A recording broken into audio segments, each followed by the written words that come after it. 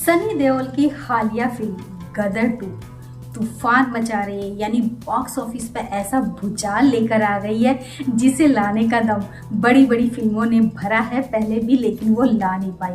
पर सनी देओल की फिल्म गदर 2 ने वाकई में जोरदार सफलता पाई है और इस सफलता के पीछे सनी देओल की मेहनत तो है ही, और मेहनत से ज़्यादा उनके दमदार चीख चीख कर बोलने वाले डायलॉग के लिए। तो बात करते हैं कि आखिर गदर 2 में ऐसा क्या है कि उसने बहुत से रिकॉर्ड ब्रेक कर दिए।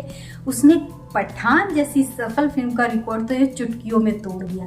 तो इसके पीछे कुछ तो रीज़न होगा। इतना बड़ा बॉक्स ऑफिस रिकॉर्ड तोड़ना, इतनी सफलता पाना इतना आसान नहीं होता। तो आज के समय में ऐसी सफलता पाकर, जबकि फिल्मों की तरफ लोगों की भीड़ कम जाती है, घर में ही लोग मूवी देखना पसंद करते हैं, फिर भी रिकॉर्ड तोड़ सफलता अगर मिली है इस फिल्म को, तो इसके पीछे कुछ तो रीज़न होंगे। तो चलिए इन्हीं पर गौर करते हैं।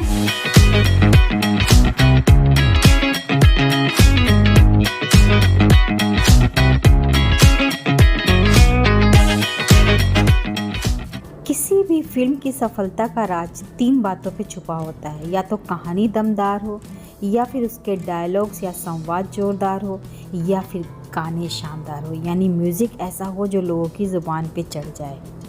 गदर 2 की सफलता का राज जाने तो कहानी तो लोगों को मज़ेदार नहीं लगी है। बहुत से लोगों का मानना है कि कहानी ज़ोरदार नहीं है और गाने भी उतने दमदार नहीं है जो लोगों की ज़ुबान पे चढ़ जाए और लोग उसको गुनगुनाते हुए हॉल से बाहर निकले।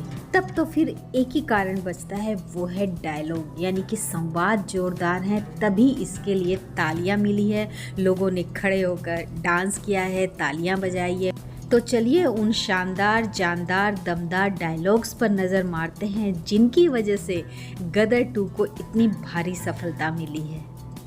तारा के बेटे ने पाकिस्तानी अफसर से जब वो नमाज़ पढ़ने जा रहे थे तो ये डायलॉग मारा था कि अपने लिए दुआ मांग लेना कि मेरा बप्पे यहाँ ना आ जाए। सनी देओल इंडियन आर्मी से, तुझसे तारा सिंह नू पहचानते नहीं हो? दुश्मनों से पूछो तारा सिंह कौन है। तारा सिंह, मियाँ अगर हसरतें औकात से ज़्यादा बढ़ जाए ना तो तबाही के लिए दुश्मनों की ज़रूरत नहीं पड़ती, जीतते। अगर ऐसी जंग हुई ना जनाब तो उबाल हमारी रगों का भी देखना, दुश्मनों को खून में डुबो कर मारेंगे। आधे से ज़्यादा पाकिस्तान खाली हो जाएगा, कटोरा लेकर भीख मांगोगे तो भीख भी नहीं मिलेगी। तारा सिंह सकीना से, तू फिक्र ना कर, मैं तेरे जित्ते को लेकर आऊँगा। हामिद इकबाल तारा सिंह से, बहुत जुल्म कर लिए तुम लोगों ने हिंदुस्तान में मुसलमान भाइयों पर, अब हम उन्हें आज़ादी दिलाएंगे। दामाद है वो पाकिस्तान का, उसे नारियल दो, टीका लगाओ, वरना इस बार वो दहेज में लाहौर ले जाएगा, क्योंकि अगर वो आ गया ना तो तेरे इतने चीथड़े करेगा, इतने चीथड़े करेगा कि तेरा पूरा पाकिस्तान भी गिन नहीं पाएगा। तो गदर 2 की सफलता के पीछे इन कुछ जानदार शानदार डायलॉग्स का बहुत बड़ा हाथ है।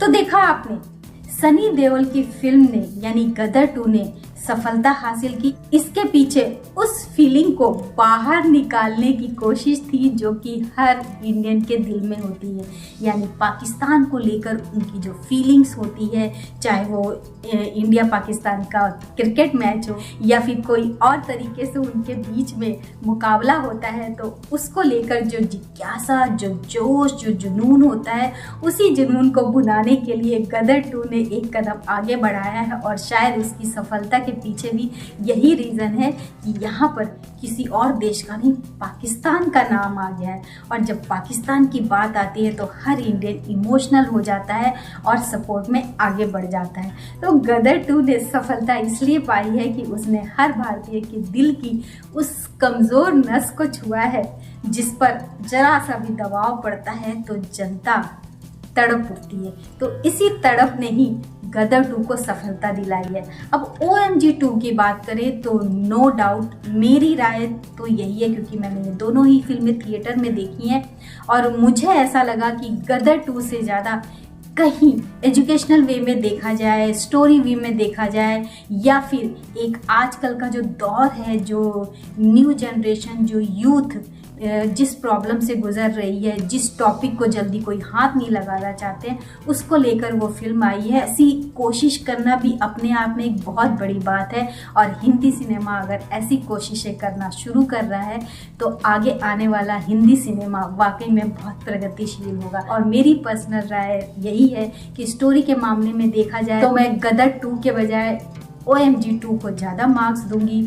अगर एक्टिंग की बात की जाए तो भी मैं गदर 2 के बजाय OMG 2 को ज़्यादा मार्क्स दूंगी। और अगर एजुकेशनल वे में देखा जाए, कुछ लोगों को कुछ नया सिखाया गया है, नया बताया गया है, तो वहाँ पर गदर 2 तो मुझे 0 लगी है। अगर पब्लिक ने गदर 2 को पसंद किया है तो वो सफल हुई है, लेकिन OMG 2 ने पैसा भले ही कम कमाया हो लेकिन इज्जत भरपूर कमाई है। जिन्होंने भी OMG 2 देखी है उन्होंने तारीफ की है, सराहना की है, यानी उसकी एक रिस्पेक्ट बढ़ गई है उस फिल्म की। लेकिन गदर 2 ने वो रिस्पेक्ट भले ही ना कमाई हो, लेकिन जनता का प्यार तो बहुत कमाया है और साथ साथ पैसा भी बहुत कमाया है।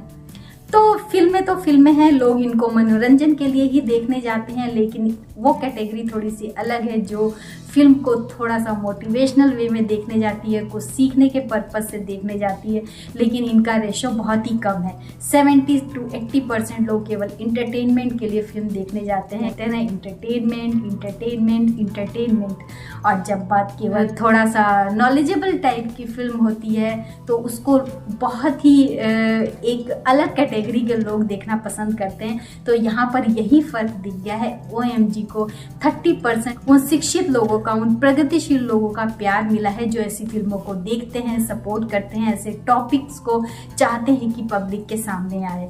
तो दोनों ही फिल्में सफल तो रही हैं। अब कमाया किसने ज़्यादा है इस पे बात नहीं करते हैं। हाँ, ये है कि दोनों ही फिल्मों ने बॉक्स ऑफिस को एक नई दिशा दी है, एक नई पहचान दी है, एक नई ऊंचाइयाँ दी है। सफल भले ही कोई एक रही हो, दूसरी थोड़ी सी कम रही हो, लेकिन मेरे नज़रों में या आम पब्लिक की नज़रों में दोनों ही फिल्मों ने भरपूर बिजनेस किया है।